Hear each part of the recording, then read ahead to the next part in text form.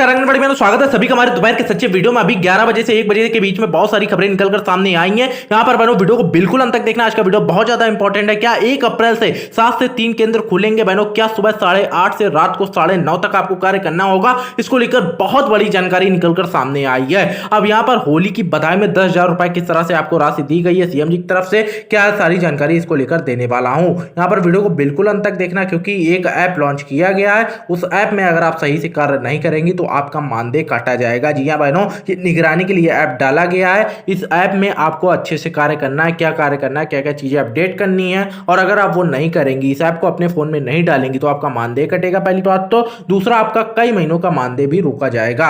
यहां पर ये बड़ी अपडेट निकलकर सामने आई है। और इसी के अलावा बहनों 1 अप्रैल से केंद्र वगैरह खुल रहे हैं, तो उनमें केंद्र का समय क्या रहेगा, क्या क्या चीजें हो सकती हैं, इसको लेकर बड़ी अपडेट, एकदम नई अपडेट निकलकर सामने आई है। वीडियो को बिल्कुल अंत तक देखना सभी बने। आज का वीडियो बहुत ज्यादा इंपॉर्टेंट है। जल्दी जल्दी इस वीडियो को 2500 लाइक कर देना, क्योंकि आपके लाइक से ही हमारी मेहनत पूरी होती है। अब यहाँ पर सबसे पहली जो खबर निकलकर सामने आ रही है वो ऐप को लेकर आ रही है। पोषण ट्रैकर ऐप से होगी आंगनबाड़ी केंद्रों की मॉनिटरिंग। सेविका को ऑनलाइन रखना होगा नामांकित बच्चे, उपस्थित पंजी और टीएचआर का हिसाब किताब। अब यहाँ पर इस हिसाब किताब में अगर आपसे गलती भई तो आपका मानदेय काटा जाएगा। बाल विकास परियोजना से संबंधित सेविकाओं की गुणवत्ता में सुधार व आंगनबाड़ी केंद्रों के अनुश्रवण को सहज व प्रभावकारी बनाने के लिए विभागीय स्तर से लगातार प्रयास जारी है। अब विभागीय स्तर से आंगनबाड़ी केंद्रों की सतत निगरानी व अनुश्रवण के लिए नया मोबाइल एप्लीकेशन पोषण ट्रैकर जारी किया गया है। पोषण ट्रैकर ऐप से सभी आंगनबाड़ी केंद्रों का सतत मूल्यांकन व निगरानी काफी आसानी के साथ की जाएगी। तो यहाँ पर सबसे पहली बात तो ये क्लियर है कि सरकार ने निगरानी के लिए इस ऐप को लॉन्च किया है। अब यहाँ पर अभियान के अंतर्गत कार्यकर्ता जिला समन्वयक, जिला परियोजना सहायक, प्रखंड समन्वयक एवं प्रखंड परियोजना सहायकों को सौंपी गई है।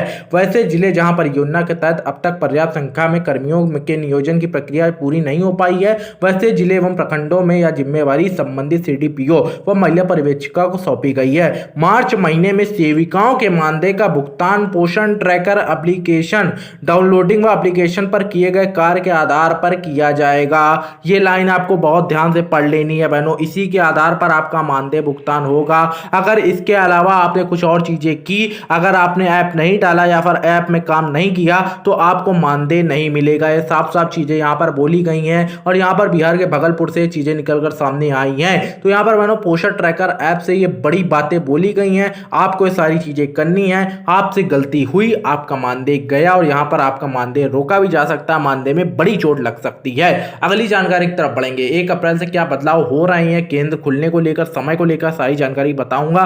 क्या सच में सुबह 8 से रात 9:30 तक आपको कार्य करना होगा? और इसी के साथ बहनों 10,000 रुपए की राशि केंद्र सीएम ने भेजी है। होली में क्या तोहफे आपको मिल रहे हैं? वीडियो को बिल्कुल अंत तक देखें। जल्दी जल्दी वीडियो को 2500 लाइक करें। बहुत मेहनत से आपके लिए वीडियो बनाते हैं, तो आपका लाइक करना जरूर बनता है। अब यहाँ पर बहनों अगली जो खबर आ रही है केंद्र खुलने को लेकर है और समय को लेकर है, तो वीडियो को बिल्कुल अंत तक देखना। 1 अप्रैल से खुलेंगे आंगनबाड़ी केंद्र। अब इसमें बहुत सारी नई बातें हैं। वीडियो को बिल्कुल अंत तक देखेंगे, सारी जानकारी आपको पता चल जाएगी। तो जिला समाज कल्याण के विभागीय निर्देशानुसार कंटेनमेंट जोन से बाहर आंगनबाड़ी केंद्रों का संचालन 1 अप्रैल से किया जाना है। केंद्र संचालन को लेकर विभाग द्वारा वीडियो कॉन्फ्रेंसिंग के माध्यम से जानकारी दी गई है।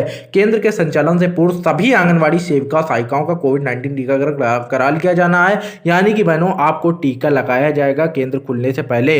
केंद्र खुलने से पूर्व केंद्रों की साफ सफाई, सभी बर्तनों एवं उपकरणों की साफ सफाई, बाहरी एवं भीतरी हिस्से को संक्रमण मुक्त करने के लिए सोडियम और कौन कौन चीजों का उपयोग होगा, इसकी जानकारी है। तो यहाँ पर ये तो जानकारी हो गई केंद्र खुलने से लेकर। अब यहाँ पर बात आती है विभाग के समय से लेकर। बहनों क्या केंद्र का समय रहेगा, विभाग द्वारा क्या बातें इस पर बोली गई हैं। तो यहाँ पर करीब 200 कार्यकर्ताओं ने रोज वगैरह जताया है 8:30 से 9:30 तक काम करने को लेकर, सुबह 8:30 से रात 9:30 तक काम करने को लेकर। इसको लेकर पूरी जानकारी बताने वाला हूं। लगभग 200 कार्यकर्ताओं ने सोमवार को मैसूर बैंक सर्कल में सर्वेक्षण करने के दौरान विभिन्न मुद्दों का विरोध किया। इस ईमेक सर्वेक्षण में कुछ सवालों के जवाब देने में जनता की आशंका के अलावा कार्यकर्ता ने सभी के लिए टैबलेट की कमी का मुद्दा भी उठाया। सरकार मोबाइल डेटा प्रदान नहीं कर रही है, उन लोगों के लिए विकल्प की कमी है जो टैबलेट का संचालन करना नहीं जानते हैं, और सर्वेक्षण के लिए कोई प्रोत्साहन राशि नहीं दिया जा रहा है। तो यहाँ पर बहनों एक कार्यकर्ता फातिमा जो है, उन्होंने कहा कि वह दूसरों के अलावा कई सर्वेक्षण कर रही हैं जो स्वास्थ्य से संबंधित नहीं है। वे सुबह 8:30 से रात 9:30 तक काम करती हैं। यहाँ पर लोग सहयोग नहीं दे रहे हैं। जब हम BPL card, Aadhaar card, ration card, mobile, TV, दोपहिया वाहन इत्यादि पूछते हैं तो सवालों के जवाब देने की इच्छा नहीं रखते हैं लोग। अब यहाँ पर बहनों ये आशा कार्यकर्ताओं ने बड़ा रोज जताया कि वो 8:30 से 9:30 तक काम कर रही हैं और बहुत ज्यादा कार्य उनको करना पड़ रहा है। जिस तरह से मैंने पहले ही केंद्र खुलने की जानकारी दी थी, मैंने बताया था कि केंद्र के समय में भी बदलाव हो सकता है। कहीं केंद्र 10 से 1 खुलना है तो कहीं कुछ और समय है। अब यहाँ पर ये केंद्र खुलने के समय को लेकर बड़ी ये चीजें हैं कि क्या चीजें निकल कर सामने आती हैं 1 अप्रैल के बाद, क्योंकि केंद्र का समय कुछ भी हो सकता है, कोई निर्धारित नहीं है। और यहाँ पर आंगनबाड़ी बहनें इसी को लेकर डरी हुई हैं कि अगर केंद्र का समय ज्यादा रखा गया, ज्यादा कार्य करना पड़ा तो किस तरह से चीजें मैनेज करेंगी। ये सारी अपडेट मैंने आपको दे दी, आगे इसमें जो अपडेट आएगी वो मैं आपको बता दूंगा।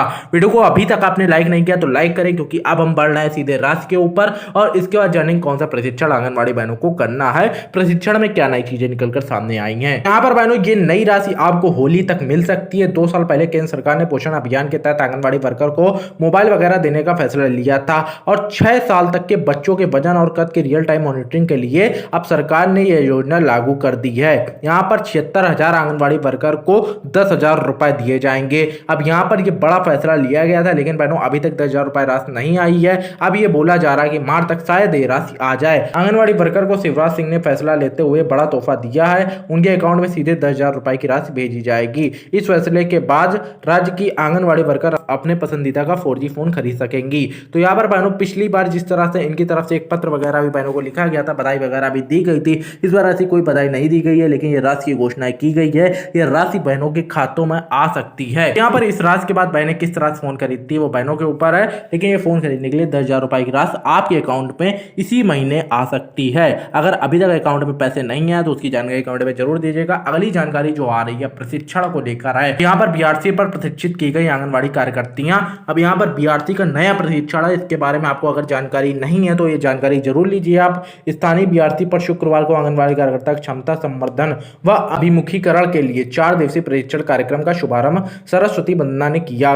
इसमें बताया गया कि नई शिक्षा नीति में आंगनबाड़ी केंद्रों के प्राथमिक विद्यालय से जोड़ दिया गया है। इसमें प्राइमरी 1 व 2 को मुख्य रूप से जोड़ा गया है। बच्चों को खेल खेल में शिक्षा देने के तरीके का प्रशिक्षण बताया गया। इस तरीके से पढ़ाकर बच्चों के भविष्य को संवारा जा सकता है। इस मौके पर खंड शिक्षा अधिकारी रीता सिंह CDP और कौन कौन मौजूद रहे इसकी जानकारी है।